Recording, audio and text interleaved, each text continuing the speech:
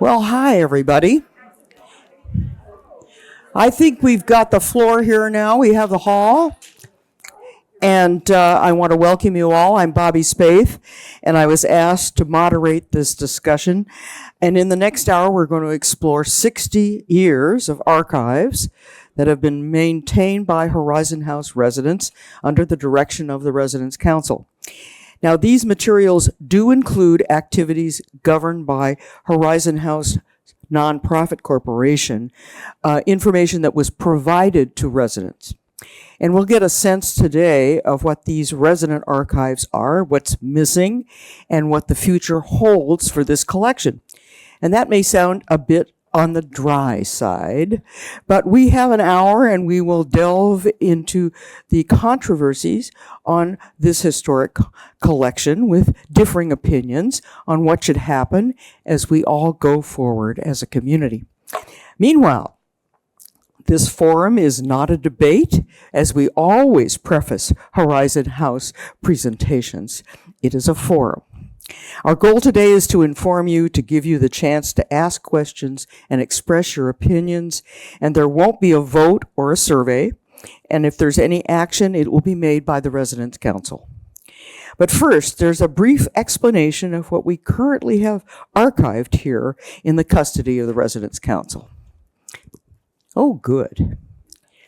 There are 533 individual folders, plus artifacts, stuff the archivists always call it ephemera.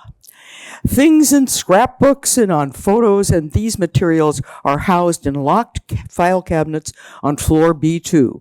They date from the very beginning of Horizon House and naturally include the 1961 log of the first residents, and we're grateful that all these things were saved, but they were never organized as archives really are supposed to be in the 21st century, until resident Julia Eulenberg, I hope I did that right, started in on that task in 2006. Well, there also is a resident council mission statement. We don't exactly know the date, I understand, but someone might, and hopefully they will provide it, written by a former resident, Marianne Spangler, stating in part that these archives were established to provide organized source of reference for the future. More recently, the collection has been maintained by archivist Marianne Miura along with Diane Tinker, and you will hear from Diane shortly. New attention on the Residents' Council's archives was given last year when an enrichment grant was approved to employ a professional archivist who would review our resident archives and recommend procedures for management and retention of records and the contents and that ephemera. I think of a ballet when I think of ephemera. And the digitalization of documents.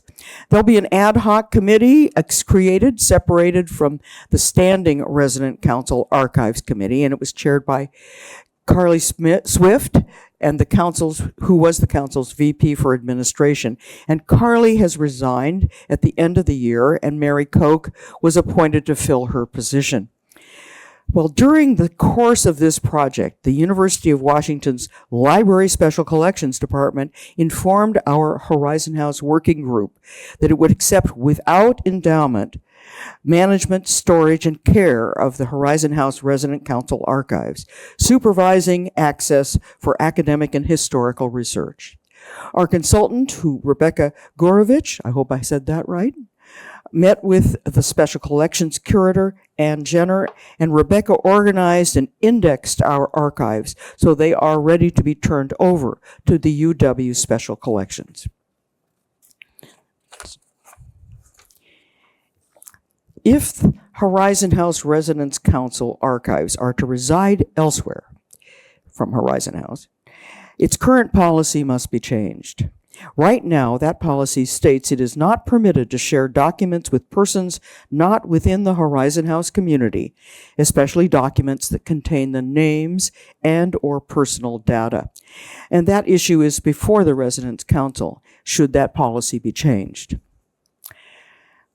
Now, if a donor of archival materials turns over such materials to the University of Washington Special Collection, it's understood that restrictions on access, such as time, after like 25 years or 50 years, this is a common practice with representatives from archives donor groups giving each their own individual restrictions. Well, some Horizon House residents are well acquainted with UW's special collections, and a group led by Lorraine McConaughey recently got a tour of the on-site archival storage, off limits usually to all except staff, and the access restricted area for researchers who must make an appointment and specify the materials they need to access ahead of their visit. And researchers are required to place all personal belongings that aren't on them in lockers before entering, so they are unable to sequester items from the archive storage boxes. Special Collections does have an excellent copy machine installation for researchers to use and make copies, so the actual materials never leave the research area. When Horizon House groups arrived, resident Joan Singler, there she is, was at work on materials that are stored at Special Collections. And by the way, this is a plug. Joan and I are on for Writers Read on Friday, for those of you who would join us, pitch for us. And she, she's going to lead off, I hope. Currently, the position of Horizon House Resident Council Archivist is vacant. Marianne Miura retired at the end of last year, but continues to work on biographies and to present of past and present residents. And Diane Tinker is going to, well, you've declined, but you're going to keep working on maintaining the collection, thank goodness. All right. Now, we are going to invite a panel to present perspectives on the archives. I'll just read the names off and they'll come up here and take their seats and be ready to respond. They first will be presenting each of them about 5 minutes of their view of what we should be doing to go forward. Diane Tinker, currently managing the archive Take Your Choice. Lorraine McConaughey, a professional historian and long familiar with archives, how they can be used and why. And Janelle Reinelt and Susan Underwood with their personal perspectives. And finally, Ronnie Budge, who will be giving a summary of our proceedings. Well, we've asked that they limit their personal remarks to about 5 minutes. And, oh, goody. Thanks. I resigned from pushing buttons after. Thanks a lot, man.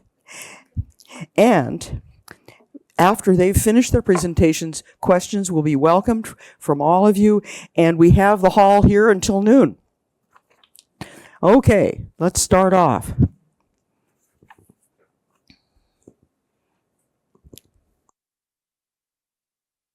Oh, I read you in order. So, yeah. Yeah. Diane, you get the first shot. Okay.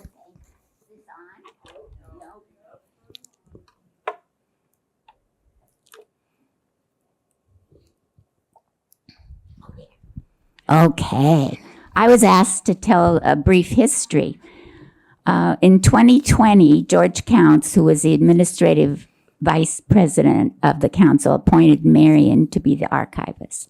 There had not been an archive committee for many years. Marion asked several people with archival experience to join in planning the new committee, including Marianne Anderson, Lila Doyle, Linda Merritt, Connie Hillier, and myself. There had been 2 prior attempts to establish archives. Materials had been gathered, but there'd never been a place to put them. So Lila was the Residence Council office manager and assistant treasurer, and she knew where the materials were, and she'd gathered some of them herself. So she wrote a gem grant for 2 4-drawer files, and we got those. Lynn was chairman of the computer room. She agreed that there was room in the computer room for the archives. Brian Hulse and his staff moved the files there. They got us a table, a chair, a lamp. We were ready to go. Marion agreed to be the archive chairman, and I agreed to be on the committee.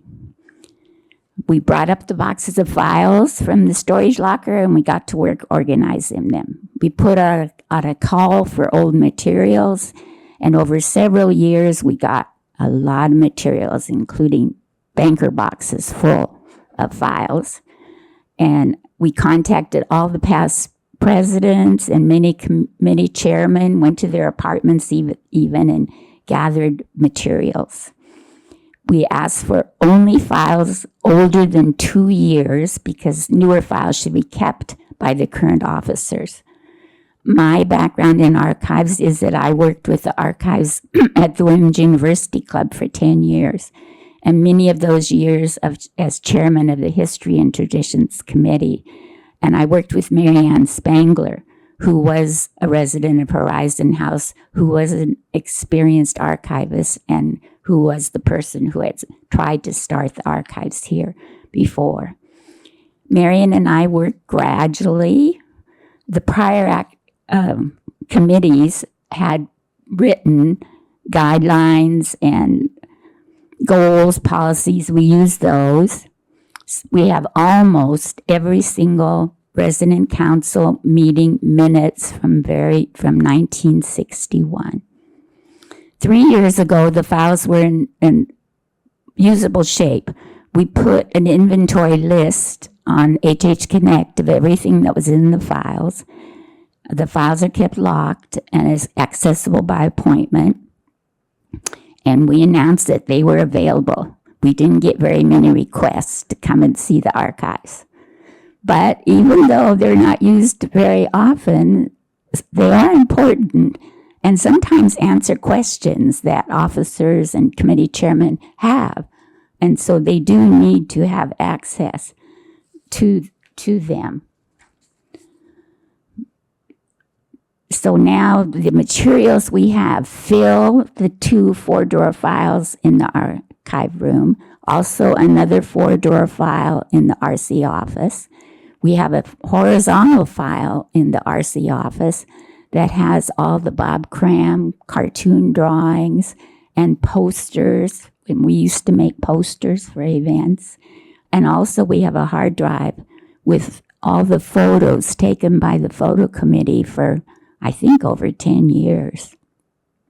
And 2 boxes of scrapbooks and things like that that don't really fit in the files. And all of these files will fit in the new RC office in the West Tower. Marion and I made a display of things from the archives for the collection cabinet over a year ago, and that was very well received.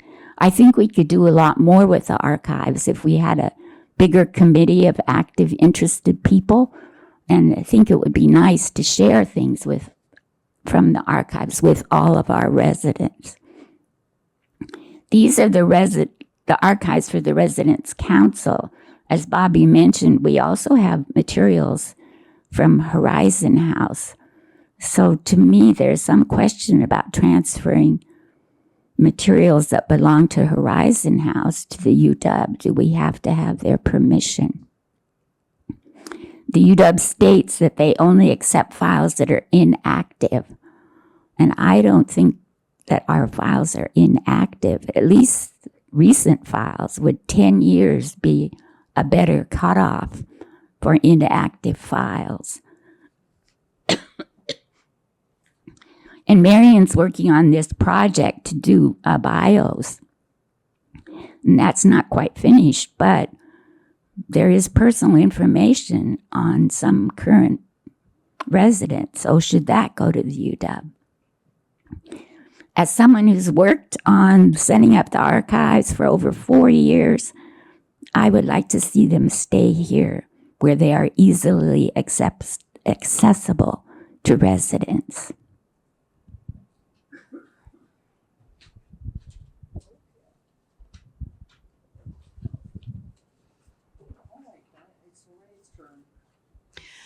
So I'm Lorraine McConaughey. Thank you for inviting me to this forum to explore different futures for the Residence Council archive and to consider development of a Horizon House archive.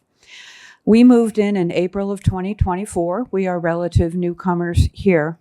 Karen Lane was my friend. She was my bridge to Horizon House. And it is she who told me the responsibility that newcomers have, that while there is a sort of accepted wisdom that one waits a year before committing to anything, she thought that it was much more important to pick it up and take it on, and that this was a culture that needed to be sustained, and I have had the pleasure of being able to do that. But Horizon House has long been part of my life professionally.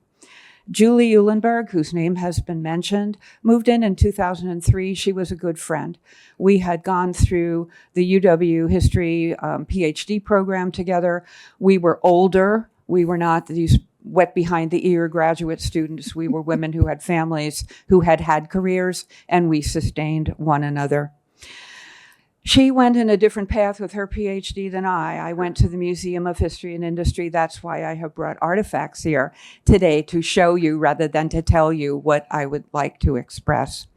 She went to the UW to teach archives management and records management, and she brought that skill set here when she arrived in 2003. She and I sustained our friendship. We met about every 6 weeks for lunch at a Thai restaurant that used to be up on Boren, and we would share what we were doing. I was working on exhibits. She was working on a massive book project about Judaism in Washington State and Territory. And she talked about the Horizon House archives, and I wish I had paid more attention, but I never suspected we would end up here. We intended to die in our home, as I imagine many of you did too, but things took a different turn. I wish I had paid more attention. I know she called it the Horizon House Archives, not the Residence Council Archives. I know that she was gathering. I know that she was writing procedures. Beyond that, I just wish I remember. Over the years, before we moved in, I had occasionally given programs here on behalf of MOHI. Maybe some of you remember those. But I conducted quite a few oral histories, recorded them here at Horizon House with residents. Doris Eason, Ewan Dingwall, Phyllis Lamphere, Jane Hastings, and many others. They were not about their life at Horizon House. They were about their biographies. And I was part of the 2009 project that is up on the screen, this partnership between Northwest School, Horizon House, and MOHI to interview about 17 residents who had either worked on Century 21 or whose lives had been changed by that World's Fair. Those interviews are held at the Museum of History and Industry, and I see that the transcripts are here as well. Creating a union catalog of what is elsewhere, like MOHI, that deals with Horizon House is, I think, one of the job ones. There's more than one. So when we arrived here at Horizon House, I was working as an editor, researcher, writer for a client who hoped to publish her grandmother's biography with an academic press. That grandmother was Mildred Powell, who was mentioned the other night in the program about Myrtle Edwards. Powell preceded Edwards on the council, and they were both founding residents here. My lady, Mildred Powell, died in what was called the infirmary at that time in 1977 here at Horizon House. It was natural to me to seek out the archives, to see what had been going on in my lady's life between 1961 and 1977. And that was my first contact with the archives and a collegial relationship with Bobby Spaeth as we were working together. So this is the basket that represents Residence Council archives. I consider this the core collection of a larger Horizon House archive. The glory of this collection is the through line of Residence Council meeting minutes from 1961 essentially to the present day, as Diane has said. This is just extraordinary. It is a glory to be proud of. The Residence Council archive is secure, it is well organized, it is well managed. It documents the governance and the culture creation of Horizon House. This is the collection that was scheduled to enter the UW Special Collections, as you've heard. There it would be cared for in perpetuity, held in climate-controlled circumstances, secure storage, and an online guide would be developed to access it that would be available through Archives West. With whatever restrictions are placed on its use, this Residence Council archive would be available to scholars of many disciplines, from many universities, to journalists and to us. Our obligation then becomes updating this Resident Council collection with quarterly reports. To me, this is a great honor as well as a great opportunity. These baskets and trinkets represent needs to broaden the collecting plan to a wider, more inclusive scope.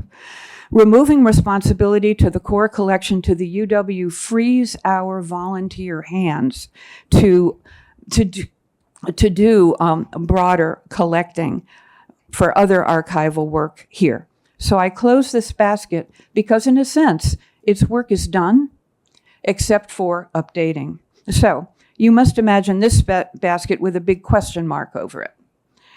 This represents what is now in residents' care, that we don't know what it is. That's what the question mark means. What is in your care? What is in the care of others you know, that is in storage units, closets, lockers, that tell the broad story of Horizon House? I have one document in my head that is kind of a meme that's a representative of this. It's the Neil McReynolds notes. Neil McReynolds gave a presentation at the opening of the North Tower. He has his notes from his presentation on that day. They do not fit into the current collecting scope of the Residence Council. They are outside of it. And yet, I think all of us would say, that's really important. So that's kind of a representation of what we might find if we ask broader questions. You must imagine this basket with a question mark hovering over it. It represents the archival material held by staff. Sometimes it's part of their job. Sometimes it's part of their own interest. And here we must think about a records management plan for Horizon House Corporate, a records management plan that would provide a kind of feeder into the archives, as is very typical at corporate, in a corporate relationship with its archives, Boeing, Fluke, Century Club, etc., where there's a period of time, 7 years, 10 years of retention. And at the end of that retention, there's a records management plan to move material into a Horizon House archive. This basket that's on the floor has a question mark. Oh, it can stay there. It has a question mark over it because it's untidy and miscellaneous. Thank you. Okay, question mark. This is untidy and miscellaneous. What about the Board of Trustees records, their minutes? What about them? What about restrictions on them? They are definitely part of our story. What about digital photos that staff have shot? Harriet has an experience about that she may want to talk about later on. What about the digital videos that staff have shot?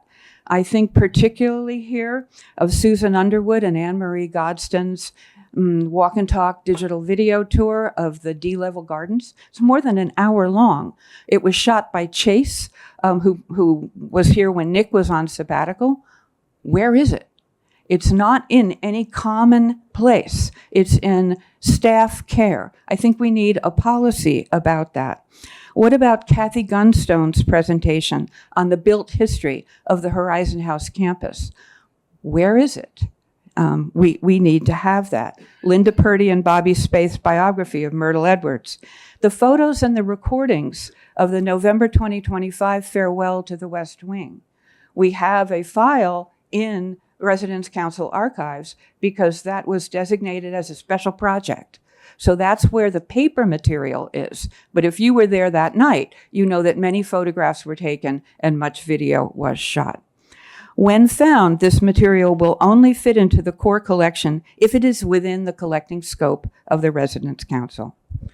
This analog video cassette represents a different kind of question. It represents all the fragile media that is scattered throughout the Horizon House campus. I hear with fear and trembling of analog audio cassette tapes, CD-ROMs, floppy disks that sit in boxes and file cabinets all over the place. I'm a historian, not an archivist, but I know enough to know that this recording is laminate, right? So there's a magnetic layer on top of a plastic substrate. If this goes through rapid heating and cooling, that will flake off. I know enough to know that you don't run a vacuum cleaner near media like this. You don't run a floor polisher. You don't run a carpet cleaner, because those electric motors set up magnetic fields that will take away the information from this. This is a pressing archival problem, and it just seems to me that if we have more hands and hearts, we can work on this. Finally, there's this plastic shovel, which I expect most of you have in your apartments. It's from the groundbreaking for the West Tower, right? I recently reviewed the Farewell to the West Wing file at Diane's, in Diane's space, and it was only preserved because of this trumped up special project category. Is that me? I'm almost done. It was in perfect order. All of the memories that we made that night that Judy Stone Goldman was so vocal in gathering are there. But those file cabinets end at the end of December of 2025, and I asked Diane to see the file folder that dealt with the groundbreaking. There is no such file folder because it is outside the scope of Residence Council. So I hope that I've been able to persuade you that our story is broad. Anne Brand made a remark twice in the Archives Committee, and I really am close to done here. And it was agreed with by Ann Jenner from the University of Washington that the stories of Horizon House are existential at times, that there are corners that we turn, there are towers that open, there are decisive moments, and it is there that we need to focus. So now, in our time, it is the West Tower, right? We must be collecting for that. And I have heard from many of you in the hall that these are our archives. These are not the UW's archives. And I would say to you, of course, that is true. But our archives also belong to the tens of thousands of men and women who have preceded us here and will follow us here. This is not the obligation of our 20 years of life here at Horizon House. Thank you. Okay, Lorraine, thank you. And I guess I'll pick Janelle, your turn.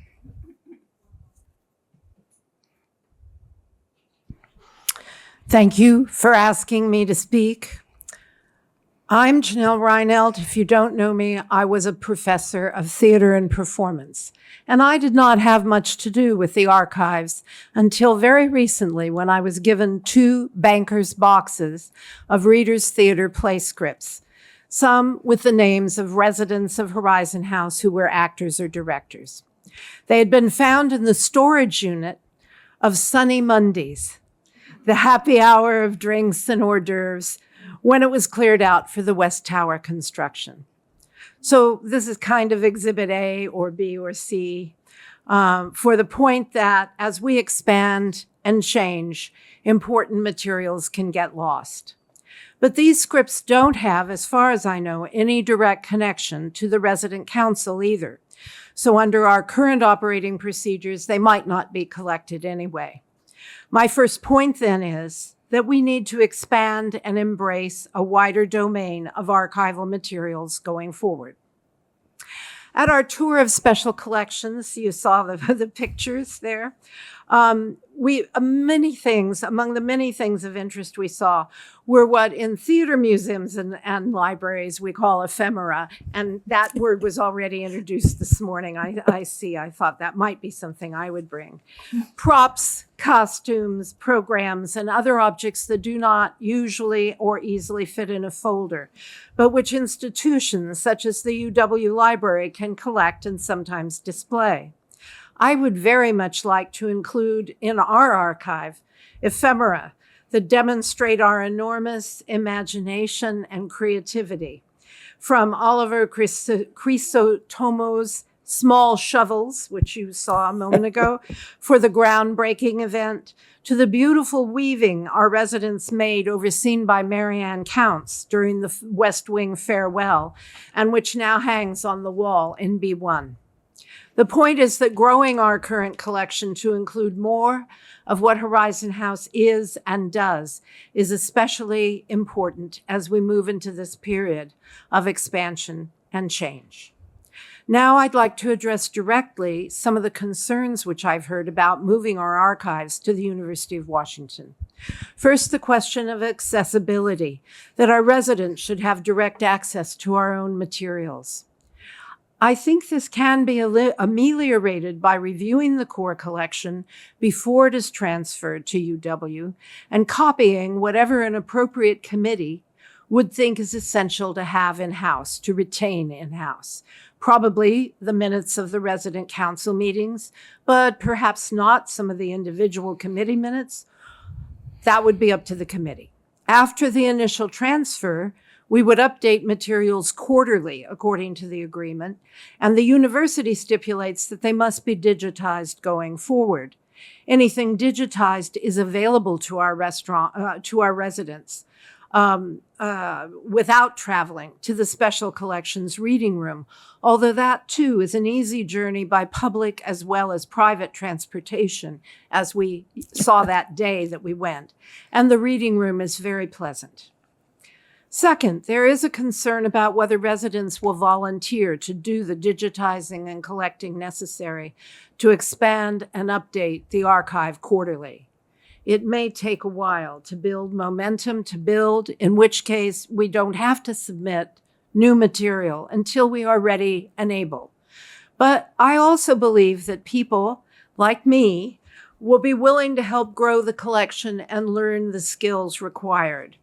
Plus, we have a whole new influx of people coming in, a lot of them younger, to join our community. We can do this. Third, concerns about privacy are important, but the Special Collections librarian has explained that we at Horizon House could stipulate that certain materials would not be allowed to circulate until, for example, 50 years from now, if we wished. Individuals now sign a release, or don't, when they join Horizon House for the public use of their photos and information. It would be possible also to block faces in photos, for instance, or redact names when this is desired. In other words, we can work with this privacy concern to protect individual desires.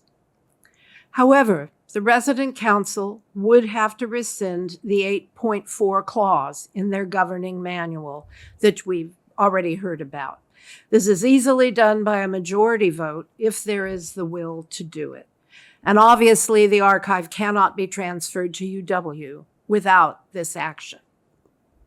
Fourth, instead of taking an in-house perspective, the University of Washington's offer to house our archive in their special collection should be seen as an honor for Horizon House, that we have significant historical material worthy of preserving and sharing for future scholars, journalists, researchers, and residents to mine for many purposes over the years ahead.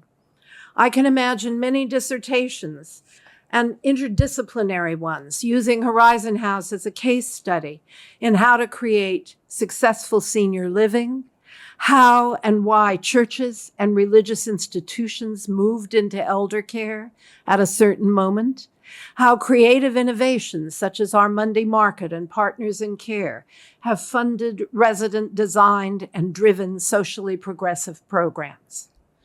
Sociology, cultural studies, economics, urban planning, various arts, theology, even theater are some of the fields, in addition to history, that may be interested in our story and its development. Lastly, we should recognize the value and quality of the early work to begin to structure such a collection as the consulting archivist did in her final report when she commended Julia Eulenberg, Marianne Spangler, Marian Miura, and Diane Tinker for 2 decades of designing and producing a valuable resource in the core collection. Going forward in this major time of change, not only the physical landscape and architecture of Horizon House, but also generational growth and change with the influx of new voices, ideas, and projects. It is essential that we secure the future of the history and artifacts of Horizon House for the future beyond our own lifetimes. Therefore, I urge the resident council to enact the following 4 things. Nick, will you put my slide up, please? Sign the agreement with the University of Washington. Change the name of the archive to the Horizon House Archive.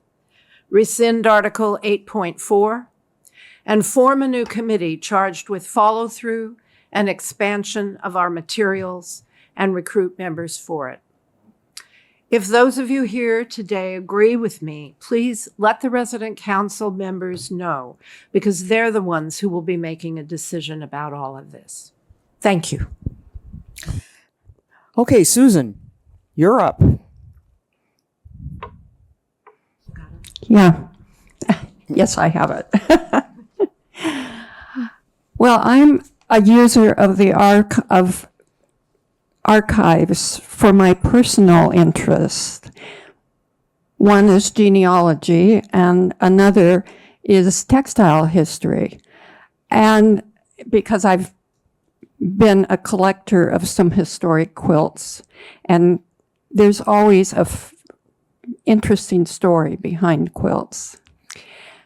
I started going to archives in it was about 30 years ago, the National Archives in Washington, D.C., to look at Civil War records of the man that a woman's signature was on her unfinished, it was a quilt top that I had bought in Puyallup, but it had started out in Bucks County, Pennsylvania.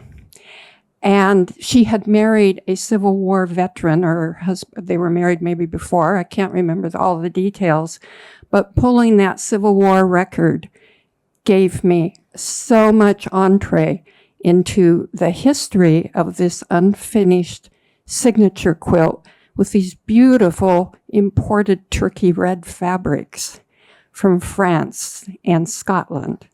So in 1842, which was the earliest signature on this unfinished quilt top. I've also, and that, of course, the National Archives is, you go through a lot of, it takes you almost half a day for them to verify you before you get in. And I found other things that were useful with genealogy with regard to when did people arrive someplace? You know, what was the border crossing, the ship, whatever. I've also been to very small, rather informally organized archives. One example is Kansas City, Missouri, Jackson County Courthouse Archives. And they had interesting information which gave me the context for the very first quilt patterns that were published in a newspaper in the around 1915, because it was a local artist who had done those. And this was much less organized than the National Archives, easier to access, but nevertheless very useful. So these archives, they can confirm information, or they can give you connections, context for what you're doing. I've also been to Mohai's collection down in Georgetown. Yes, it's down in it's just south of us. Georgetown. Georgetown, thanks. Near Bowling Field. Does that help? The Philadelphia Presbyterian Church Archives, and Vermont town records, which were fascinating. So I also have used UW Special Collections, and it is the easiest archive I have been to. You sign up online, you have an appointment. They are very generous with their help. And a key thing about a good archive is it is organized. And it's not just individual boxes are organized. And you return things to the box as it was presented to you, so the next person can do the same thing. And they also have a map called a finder's guide. And Finder's tool. Yes. thank you.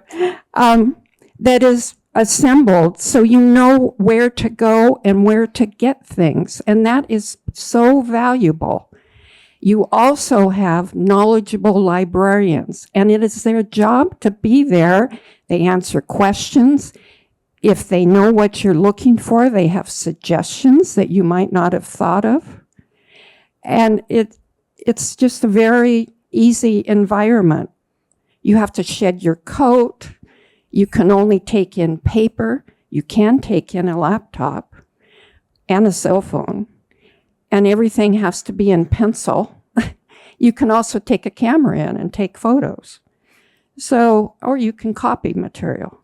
And they have a wonderful card catalog that leads you to other resources in the library. And any citizen anyone can access it. So it's a wonderful place to go. Well, we're at the sum up time, Ronnie, and it's all yours. Thank you, Bobby. As you can all see, I believe, this is a fairly complicated issue about what to collect and how to collect it and where it should be kept and so forth. I'd like to give you a little background on this whole process and how we got here.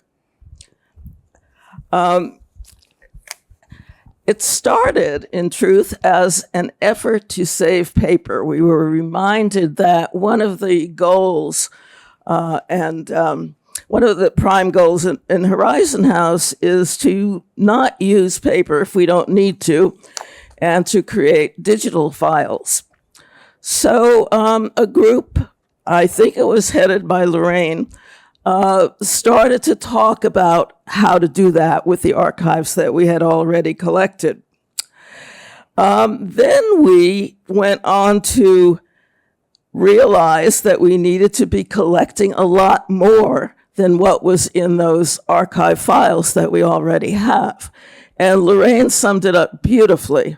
All of those ephemera, all of the oral histories in various formats and so on. I mean, I wish that Lorraine were in charge of our archives, because she is exactly right about what we should be collecting. The two groups sort of merged, the ones who were looking only at digitizing our archives and the ones who were looking at the broad collection policy. They sort of merged. And Carly Swift, to her credit, took on that project of trying to figure out where we go from here. So we hired a consultant to advise the committee and therefore the Residents' Council about how to move forward. And frankly, I thought that consultant would do exactly the sorts of things that Lorraine has so well described. Advise us on what else we should be collecting besides the materials that were already in those file cabinets, and advising us on what our collection policy should be, and so forth. And we got a group of interested residents to sort of oversee what the consultant was doing. But then, as I understood it,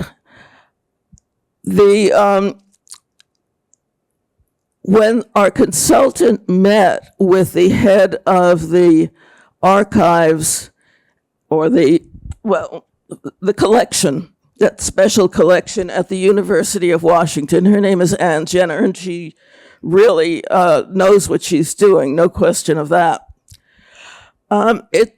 We got the information, either correctly or not, that the only thing that the archives at UW would agree to collect at this point were the paper records that were already in the archives, in the Residence Council archives.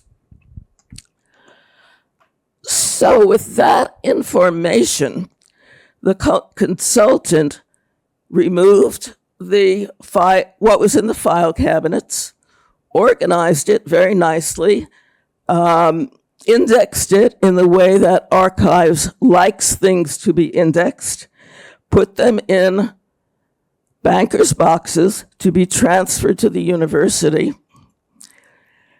And we were sort of awaiting, okay, what are we going to do next?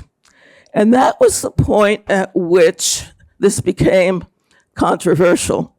And if you heard Mary Koch speak at yesterday's Residence Council meeting, we thought we never had controversy here, but we did about this. It was obvious that the University of Washington archives would preserve our materials and make them available in the best possible conditions. The best that we could do here at Horizon House was keep them in the locked file cabinets, as we have been doing. But UW archives could do a lot better job of keeping them. And so several of those on the committee wanted to just go ahead and do that. Another concern, however, and this was one that I felt, was who is most likely to want to use the archives? And if it is current residents, just the thought of traveling to UW could present a problem. And I know several of you did it on public transportation, but there are many here at Horizon House for whom that is not very easy. So that was the point at which there was some controversy. And so what we did was put all of those papers that were in the bankers' boxes back into the file cabinets in the same exact order as they were while we made a decision about that. In the meanwhile, we discovered, and this is something we should have seen from the very beginning, we discovered that there was this clause in our procedure manual that no archives could leave Horizon House. Now that's a simple problem to resolve. That is the least of our issues here. But as I think you have heard, the whole thing is a lot more complicated than whether to transfer what is currently in those file cabinets to the University of Washington. However, we think we have a solution just to that little problem. Mary and I realized that it might be possible at reasonable cost to have a private company digitize what is in those file cabinets. Mary consulted with some companies, and it did seem that perhaps we could request another grant to do the digitization, and then we could transfer the paper files I think personally that the paper files are the ones that should be transferred because of the protection that the university archives would give them, while still having the digital records available for anyone here at Horizon House who wants to consult them. And we could, have a computer and the digital files available and somebody to help. But what we really need at this point is a group of people who will figure out what we do going forward. So far, the only thing that the University of Washington has agreed to collect are the paper files. They have not said that they would be willing to collect the little shovels. Ephemera. Ephemera, thank you. Even shovels can be ephemera. Yeah, all of those items. So we need a group of people who care about archives to investigate all of these questions going forward. What our policy should be about what we collect, what we do about the various media that are deteriorating or likely to deteriorating. That is really the heart of the matter. How do we go forward? And there are lots of little issues. What if a single resident does not want his or her name even in the minutes? Do we go through all of those minutes and redact that name? That is quite a project. Our agreement with whether we want our picture taken is with Horizon House. It is not with the Residence Council. This is an issue we have to resolve. I think there will be many such issues that need to be resolved. So I wish that Lorraine would become the head of the archives. I'm not sure that she's willing to do that. Is she shaking her head over there? I can't see. She's fading. Oh. It was the first I realized that the things that are in that horizontal file, like the Bob Cran cartoons, are another thing for the committee to tackle. So I want to first thank all of those who have done a lot of work to this point. I already mentioned Carly, Marion Miura, Diane Tinker. Mary Koch is doing a wonderful job trying to get things together and figure out how we proceed. And Lorraine and Ann Brand, who was on our committee, and Andy Gordon, who was on our committee. They've done a wonderful job to this point. But we do need to have an Horizon House archivist, someone who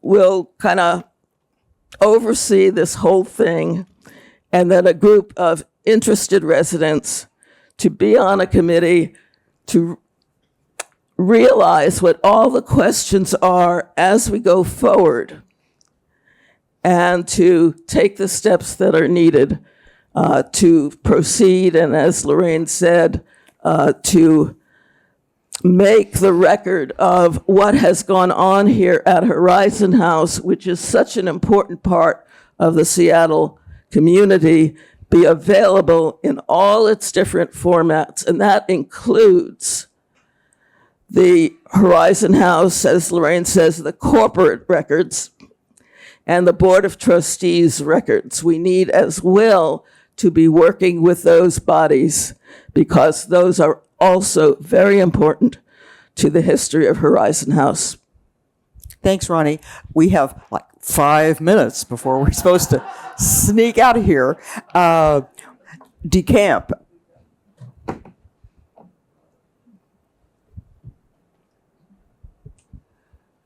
Can someone tell me, I know that the archive as it is now is in B2, and at some point in our process of becoming a new building, those will have to go somewhere. What is thought until something else happens, if so? Ronnie, you want to take that one? Sure. The Residence Council itself is going to... It's not on. Residence Council itself is going to be moving into what is called the sacristy.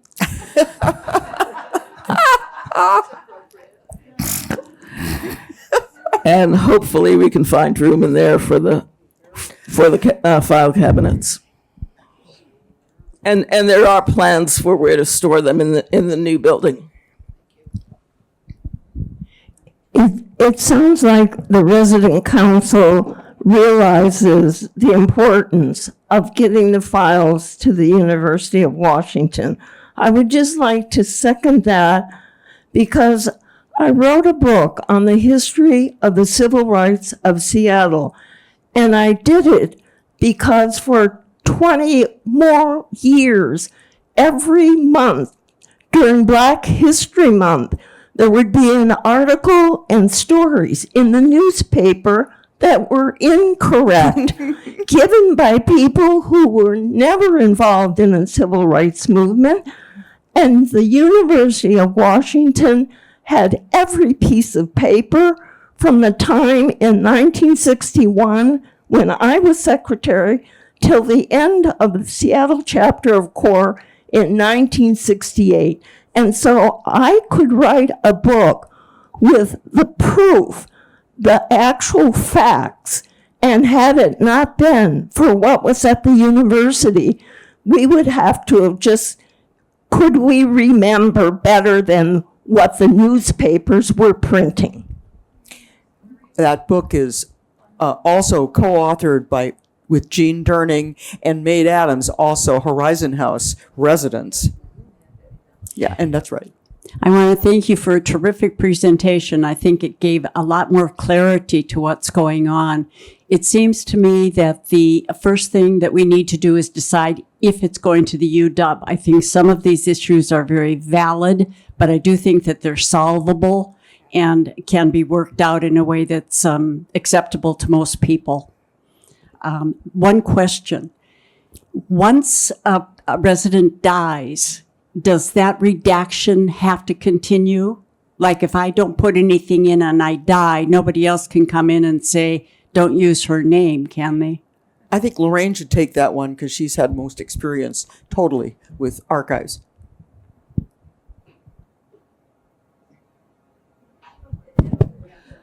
I'm a historian, I'm not an archivist, so I'm used to using archives. And usually, in my experience, if someone has passed away, if the archives are aware of that death, and that in itself is a problem. You know, you can't keep reading the obituaries every day all over the world to figure out whether X or Y has passed away.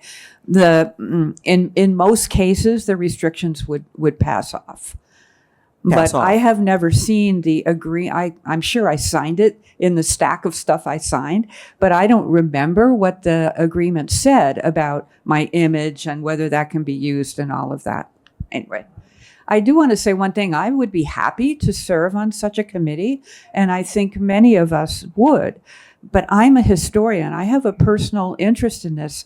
When I retire, I would like to write a history of Horizon House that I would present to an academic press. I think we deserve that, but you've got to have the grist for the mill. And right now, we don't have that grist. Okay, Anna Rudd speaking, and I'm sitting here and I'm kind of listening, and my sense is it would appeal to me if there was a way that maybe we keep the paperwork, the Horizon House connected paperwork and ephemera for 5 or 10 years. In other words, that we have it sort of like easily on site, or accessible on site And so start with sending the oldest stuff first. And so anyway, it's just my instinct is that it might be nice if I'm on a committee to be able to kind of run back and just look through something. So anyway, so that's my thinking is if there's some way to kind of split the difference. And so most of it could go to the U, most of it eventually gets digitized, but that there's some of us who like to do paper and not do stuff online could actually have some access there. And it wouldn't take as much space. Thank you. I think we have a minute left. We can I'd steal like from to- the management. I'd like to, Madge is back there. Okay. I'd like to just comment on what Anna said. Our archives consultant made it very clear that what goes into archives is materials that are no longer needed where they were created. Start with digitizing what we have, for goodness sakes. Pursue that first. I think that limits our access to the room. And thank you, everybody, for coming and involving yourselves in this complicated issue. Thank you.